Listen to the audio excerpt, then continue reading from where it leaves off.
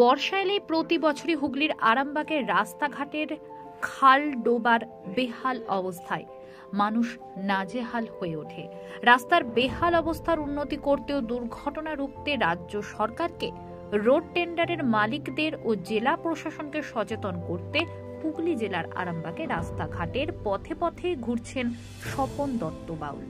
আরামবাগের রাস্তাঘাটের অবস্থা এতটাই খারাপ, দুর্ঘটনা নিত্যই ঘটে চলেছে, যে কোনো সময়ে বড় দুর্ঘটনা ঘটতে পারে। তাই রাষ্ট্রপতির সম্মানিত শিল্পী বিনা তিনি আরামবাগের ভগ্ন দশা খালডোবা খানাখণ্ডে ভরা রাস্তার বেহাল অবস্থার উন্নতি করতে অবিলম্বে রাস্তাঘাট সরাই করতে বাউল গানের সচেতনে নামলেন। এর আগে পথশ্রী প্রকল্প নিয়ে নিজের উদ্যোগে রাজ্যের জেলায় জেলায় নিঃস্বার্থ সচেতন করে জনগণের কাছে প্রশংসিত। পাশাপাশি তিনি রামকৃষ্ণ সেতু নিয়েও সরব হয়েছেন। তিনি এটাও বলেন, এই সেতুর উপর দিয়ে 5টি জেলার যোগাযোগের একমাত্র পথ পূর্ব মেদিনীপুর, পশ্চিম মেদিনীপুর, বাঁকুড়া, পুরুলিয়া সহ ঝাড়গ্রাম। আগামী দিনে বড়সড় দুর্ঘটনা ঘটলে তার দায়ভার কে নেবে? বাউল শিল্পী তিনিও বিকল্প একটি সেতুর দাবি জানান। জানা গেছে, রাষ্ট্রপতি সম্মানিত বাউল শিল্পী ডাক্তার স্বপন দত্ত বাউলের বাড়ি পূর্ব বর্ধমান জেলার খাজা আনোয়ার বেদ এলাকায়। দেখুন বিস্তারিত।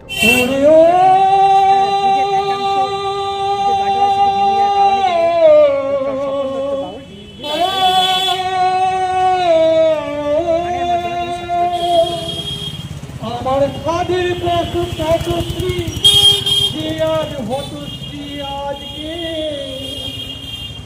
রাস্তাঘাটে গর্ত ডোবা বেহাল দশায় সেজেছে রে। আরামবাগের রামকৃষ্ণ সেতু বেশিরভাগই ভেঙে পড়েছে। আমার খাদের পশুশ্রী হতশ্রী আজ রে, আমার খাদের পশুশ্রী হতশ্রী আজ রে। রাস্তাঘাট গর্ত ডোবায় বেহাল দশায় সেজেছে রে। আরামবাগের রামকৃষ্ণ সেতু অনেকটাই ভেঙে পড়েছে।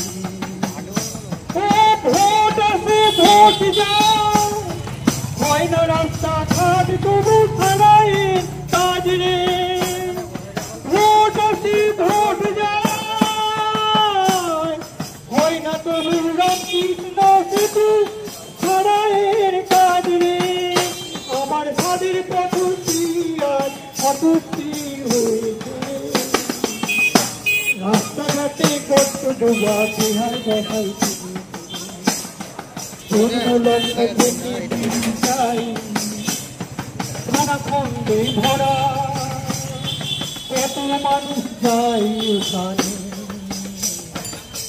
দেখি না তারাও রাস্ত করে রাস্তাঘাটে গর্ত ডোবা দুর্ঘটনা ঘটতে দেখি। গর্ত ডোবা জলে কেউ ধরে মাছ, ধান লাগাই চাষি। রামকৃষ্ণ সেতু বহুদিনই বেহাল দশা দেখেছি রে।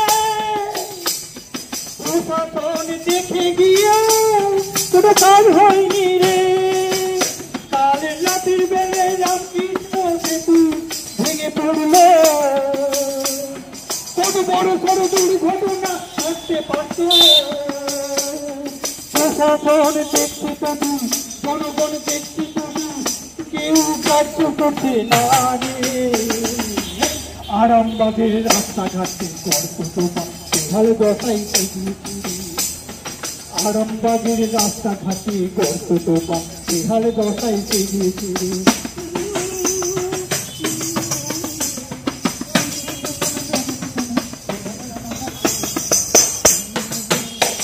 মানের মাল মশলা সামগ্রী দিয়ে রাস্তাঘাট তৈরি করে। নিম্নমানের মাল মশলা সামগ্রী দিয়ে তালি তাপি দিয়ে ওরা কম খরচে হাতে তালি তালি দিয়ে ওরা রাস্তা ঢালাই করে নিম্নমানের মাল মশলা সামগ্রী দিয়ে রাস্তাঘাট তৈরি করে রে নিম্নমানের মাল মশলা সামগ্রী দিয়ে বড় বড় ব্রিজ ওরা তৈরি করে রে রাস্তা তৈরিতেও দুর্নীতি ব্রিজ তৈরিতেও দুর্নীতি রাস্তা তৈরিতেও দুর্নীতিতে ব্রিজ তৈরিতেও দুর্নীতিতে ঘুরে গেছে দেশটা আজকে আরামবাগের রাস্তাঘাটের করতে দোকান বেহালে পৌঁছে গিয়েছে রে। দেখুন, পথশ্রীর আমি শিল্পী। আমি কিন্তু রাজ্যের 23টা জেলায় ঘুরে বেড়াই নিঃস্বার্থ বিনা পারিশ্রমিকে নিজের উদ্যোগে পথশ্রীর নামে আমি কিন্তু সুনাম করে গান করে বেড়াই। আরামবাগে আমাকে বিভিন্ন জন বারবার বলছে, এই যে পথশ্রীর বাউল, আপনি যে পথশ্রীর নিয়ে এত সুনাম করে বেড়ান, তা আরামবাগের রাস্তাঘাটে খানা গর্ত খাল ডোবায় ভরে গেছে, কত অ্যাক্সিডেন্ট হচ্ছে, সেগুলো নিয়ে আপনি কি বলছেন? তো হতশ্রী হয়ে গেছে। তা আমার একটাই কথা, আজকে আমি আসার কারণ যে আমাকে কেউ খেতে পড়তে দেয় না। আমি একজন অ্যাকাউন্টেন্সি অনার্স পাস করা ছেলে, আমাকে দুমুঠো ভিক্ষা করে টিউশনি করে খেতে হয়। আমি কোনো রাজনীতির লোক নয়, সুতরাং আমাকে কেন লোকে বলবে আজকে রাস্তাঘাট খানা খন্দ ডোবায় ভরে গেছে হতশ্রী? আমি কেন শুনবো? তাই আরামবাগে ছুটে এসেছি। এখানে আমি মনে করি রাজ্য সরকার আমাদের গার্জেন, কেন্দ্র সরকার আমাদের গার্জেন। আমি উভয়েরই শিল্পী, কারোর বদনাম করছি না, কাউকে আমি অপমান করছি না, আমি শুধু সচেতন করি। কারণ রাষ্ট্রপতির শিল্পী হয়ে সামাজিক দায়বদ্ধতা মাথায় রেখে আমার সচেতন করার অধিকার আছে। কারণ আরামবাগের রাস্তাঘাটে আপনারা কিছুদিন ধরে দেখছেন খাল ডোবা ভরে গেছে। আর আমি দেখছি 23টা জেলায় ঘুরে ঘুরে, ও মা, খাল ডোবায় জল জমছে, কেউ মশারি ফেলে, কেউ ছিপ ফেলে কই মাছ ধরছে, আবার কি করছে, কেউ চারা গাছ রোপণ করছে। তো এইটা কি ব্যাপার? রাস্তাঘাট যদি ঠিক না হয় মানুষ কি করে রুজি রোজগার করতে বেরোবে? রাস্তাঘাট যদি খানা ডোবা গর্ত ভর্তি হয় তাহলে তো মানুষ হোঁচট খেয়ে পড়ে মরে যাবে। মানে দুর্নীতি হচ্ছে, সব ক্ষেত্রে দুর্নীতি। দুর্নীতি করছে কে জানেন? রাজ্য সরকারকে আমি নবান্ন সবসময় যাই, রাজ্য সরকার শিক্ষা দপ্তর, স্বাস্থ্য দপ্তর, সব দপ্তর টাকা দিচ্ছে। দুর্নীতি করছে যারা টেন্ডার নিচ্ছে, যারা কন্ট্রাক্ট নিচ্ছে, পিডব্লিউডি এবং জেলা প্রশাসন দেখছে না। এরা নিম্নমানের মাল মেটেরিয়াল সামগ্রী দিয়ে রাস্তাঘাট তৈরি করছে, ব্রিজ তৈরি করছে।